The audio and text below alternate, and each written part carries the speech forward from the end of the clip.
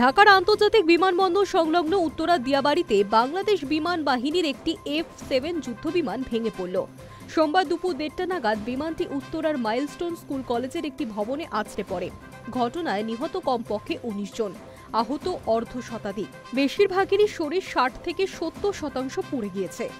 বাংলাদেশ সেনার জনসংযোগ বিভাগ ISPR জানিয়েছে, বিমান বাহিনীর F-7 বিজিআই প্রশিক্ষণ বিমানটি দুপুর 1:06 ওড়ার কিছু পরেই ভেঙে পড়ে। স্কুলে ভবনে বিমানটি আছড়ে পড়তেই বিস্ফোরণ ঘটে। দাউ দাউ করে আগুন ধরে যায় ভবনটিতেও। অনেক দূর থেকেও সেই কালো ধোঁয়া দেখা গিয়েছে। বিমানের আগুন নেভাতে ঘটনাস্থলে ছুটে আসেন দমকলের 8টি ইঞ্জিন।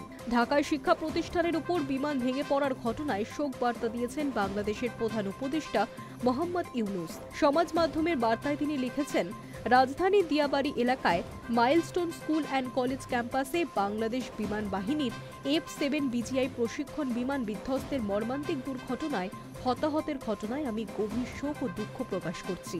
সরকার দুর্ঘটনার কারণ অনুসন্ধানে প্রয়োজনীয় ব্যবস্থা নেবেন বলেও আশ্বাস দিয়েছেন ইউনূস। পাশাপাশি হতাহতের ঘটনায় মঙ্গলবার একদিনের রাষ্ট্রীয় শোক ঘোষণা করা হয়েছে। দেশের সকল সরকারি, আধা সরকারি, স্বায়ত্তশাসিত প্রতিষ্ঠান, শিক্ষা প্রতিষ্ঠানে জাতীয় পতাকা অর্ধনমিত থাকবে। পাশাপাশি সকল সরকারি, বেসরকারি ভবন ও বিদেশি বাংলাদেশি মিশনেও জাতীয় পতাকা অর্ধনমিত থাকবে বলে জানানো হয়েছে। High news network.